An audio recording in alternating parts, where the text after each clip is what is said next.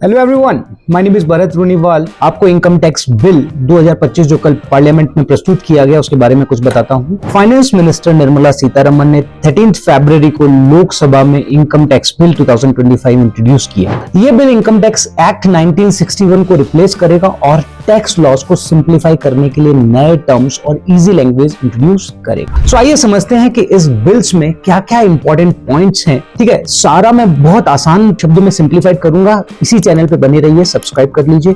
But मैं आपको important चीजें बताता हूं जो इसके कुछ क्लेम्स हैं। इसे बहुत सिंपल लैंग्वेज में कर दिया है ताकि लिटिगेशन कम हो जाएगा। इस बिल में कॉम्प्लिकेटेड लैंग्वेज को सिंपल और क्लियर किया गया है।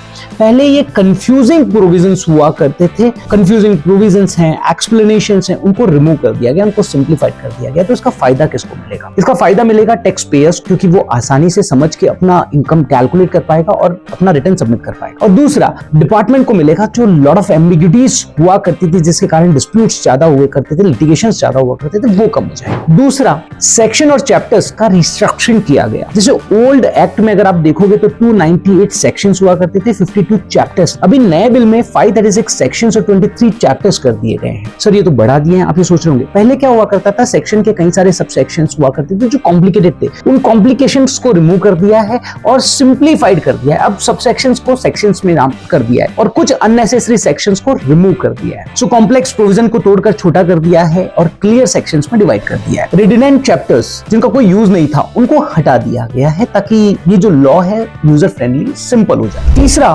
टैक्स लॉ का सिंप्लीफिकेशंस। गवर्नमेंट का जो एम था ना इस बार, वो यही था कि 25 to 30% सेक्शंस रिड्यूस हो जाए, जिससे क्या हो, कंप्लायंसेस आपके इजी हो जाए, डिस्प्यूटेड कम हो। टैक्स पेयर के लिए ये बड़ा रिलीफ होगा क्योंकि सिंप्लीफाइड रूल्स समझना उनके लिए आसान होगा, फॉलो करना उनके लिए आसान होगा। जब चीजें कॉम्प्लिकेटेड होती है तो समझना बड़ा टफ हो जाता है, लेकिन जब सिंप्लीफाइड हो जाती है, लेमन लैंग्वेज में हो जाती है, तो it will be easy. Deductions और एग्जेम्पशंस में चेंजेस किए हैं। जैसे पहले हम एग्जेम्पशंस 10 के अंदर डिडक्शन 10C और 10C के प्रोविजंस में हमें डिडक्शंस एग्जेम्पशंस मिला करती थी। नए बिल के अंदर डिडक्शंस और एग्जेम्पशंस को सिंप्लीफाई किया गया है। Exact details I will update you very soon कि क्या क्या अपडेट्स हैं अबाउट द डिडक्शंस एग्जेम्पशंस। मैं पूरा सिंप्लीफाइड करूंगा, सारी डिटेल दे दूंगा, but these are the glimpse. और पांचवा जो अपडेट मैं आपको बताता हूं कि यहाँ पर आपको updated income tax return file करने का समय बढ़ा दिया गया है। पहले 2 साल था, अब उसे 4 साल कर दिया गया है। ठीक है, इससे होगा क्या, अगर कोई टैक्स पेयर अपना रिटर्न फाइल नहीं कर पाया तो यस, उसके पास 4 साल का ऑप्शन है, वो अपना रिटर्न फाइल कर सकता है, गलतियों में सुधार कर सकता है। इनकम टैक्स डिपार्टमेंट को भी फायदा है, नो डाउट। जो इनकम टैक्स का टारगेट है कि कवरेज इंक्रीज हो,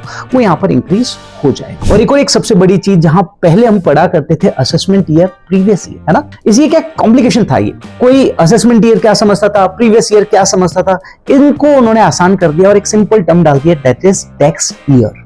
क्योंकि जब हम रिटर्न फाइल करते थे तो हमें पता नहीं होता था कि हमारा असेसमेंट ईयर क्या है, प्रीवियस ईयर क्या है। जनरली जो टैक्स प्रोफेशनल्स हैं उनको छोड़ दो, बट जो लेमन जनता है वो कंफ्यूज हो जाया करती, तो उसको आसान कर दिया टैक्स पेयर। ठीक है ना, जो टैक्स पेयर का कंफ्यूजन है वो इससे खत्म हो जाएगा, इजी सिस्टम डेवलप हो जाएगा। और एक सबसे बड़ी जो आजकल चल रहा है वर्चुअल करेंसीज, क्रिप्टो करेंसीज, उसके लिए कुछ है क्या? बहुत कुछ है, उसमें बहुत क्लियर प्रोविजंस डाल दिए। ठीक है ना, तो वर्चुअल डिजिटल एसेट्स के लिए उन्होंने यहाँ पर बिल्कुल क्लियर प्रोविजंस डाल दिए हैं। क्रिप्टो करेंसीज और डिजिटल ट्रांजेक्शंस को अब प्रॉपर टैक्स फ्रेमवर्क में इन्होंने इंक्लूड कर लिया है। वर्चुअल डिजिटल एसेट्स और इलेक्ट्रॉनिक मोड की डेफिनेशंस यूज कर दी गई है ताकि crypto related tax policies clear हो सके। बेनिफिशियल टैक्स रेट्स भी अपडेट किए गए हैं। डिजिटल इकोनॉमी में बहुत बड़ा स्टेप बोला जा सकता है। सो अगर मैं सम अप करूं मेजर, ठीक है, एक आपको डाउट आ रहा होगा क्या sir, internal contents, internal provisions भी चेंज हुए हैं? मोटा मोटी इंटरनल प्रोविजंस में कोई चेंजेस नहीं हुआ है, सेक्शंस को थोड़ा सा सिंप्लीफाइड कर दिया, दैट्स इट, है ना।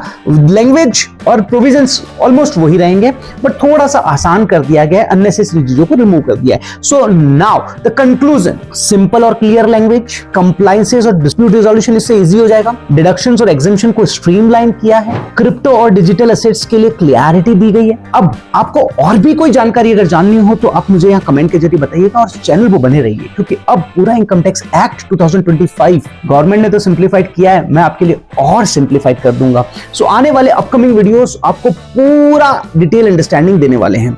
So stay connected, like, share and subscribe. Thank you.